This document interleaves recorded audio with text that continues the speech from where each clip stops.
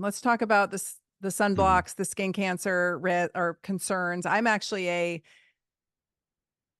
a believer that melanomas are not caused by the sun. I believe that for a long time. I've argued that point with a lot of people. Is Hmm. toxic in most cases, and vitamin D deficiency is real. So I want to hear your take on all this. Yeah, and I'm not a healthcare provider like you. I'm just a curious man. And my observation leads me to the understanding that all disease is a product of disharmony in the internal and external environment. And if you have autoimmune disease, it's your body's not attacking itself. It's attacking the poisons that are in you, and there's collateral damage going on. And then there's, you know, programming and dysfunction in the regulatory and the communication systems in the body. But and like cancer, these are things that are not genetic at all. They're a product of our state of being internally, and then our state of the environment in which we find ourselves. And toxins build up over time. So the sun has never been damaging to us.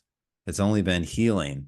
But it was designed for the ancestral human that lived in a certain way. So the challenge with the sun nowadays is, one, we don't get any sun at all. So we don't have a callus to, we don't have a healthy body that's able to withstand these high energy wavelengths of ultraviolet and blue light. But two, we have a lot of linoleic acids. We have a lot of PUFAs, polyunsaturated fatty acids that we eat. These double chain or these double bonds and these fats are easily oxidized. So when you have a lot of seed oil consumption over time, that builds up, and that those PUFAs build up in the cell membranes of your body, and they are very susceptible to the oxidative effect of ultraviolet light, which means you sunburn really rapidly if you have a lot of seed oils in your diet and in your body. So it's not just, this conversation has become more complex. Like, we need to be careful about the how much linoleic acid we have in our diet and our body, because that makes us more susceptible to sunburn. But also, if we're going to go out and get sun, we should definitely get our morning sun first to galvanize and protect our bodies from the ultraviolet light that's coming at the zenith of the day. And the midday sun is great for us too, but we need to prepare our bodies for that, and ideally not have, again, so many seed oils. And it's something that I learned personally is a great healthy way to use natural internal sunscreen is astaxanthin. Yeah, So I I pretty love much astaxanthin. am always taking that, and I never put sunscreen on, and I never get burned.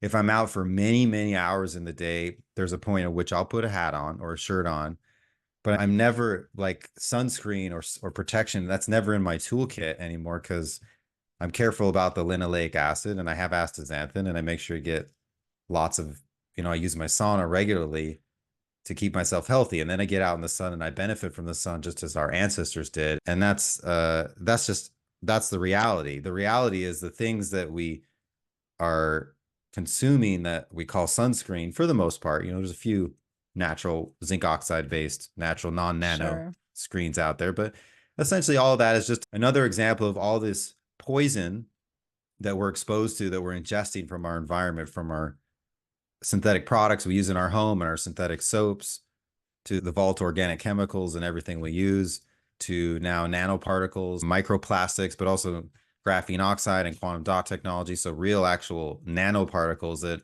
our ancestors didn't know what to deal with, new types of man-made parasites as well as organic parasites from before. I was just talking with Lady Maria Chrysler this morning on Instagram Live about parasites. That was a whole different interesting conversation, but it's all these things are basically things that don't belong in our body. And when we have these things in our body, they prevent our ability to be ourselves fully and truly. They create disharmony and dysfunction in the body. And when we do that and we become compromised, then our experience maybe with the sun isn't as desirable as it should be. But the solution is not to avoid the sun. The solution is to understand what we're talking about here and to detox.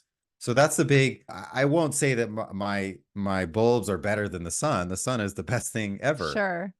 but they serve a different purpose that the sun can't serve for most people, for practical reasons. And that's getting the body to heat up enough that it sweats passively and has this sauna effect. So when you sit in the sauna, and you raise core temperature 3 degrees and you sweat out a pound of water, you get what's called a clinical outcome of a sauna session.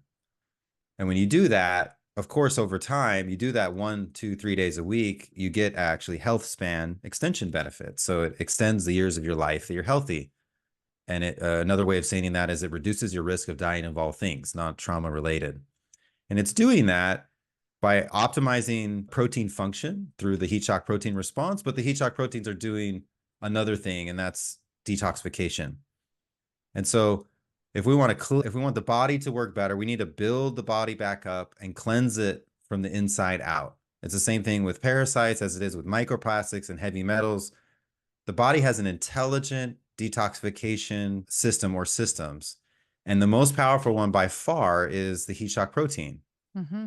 And so when we sit in the sauna and we don't have in my sauna, we don't have ultraviolet or blue light, we can stay in front and get a lot of benefit from a lot of near infrared only light, the healing component of the sun. And we can use the heating effect that the lower energy near infrared provides to radiantly heat the body really, really rapidly and very soothing in a very joyful way.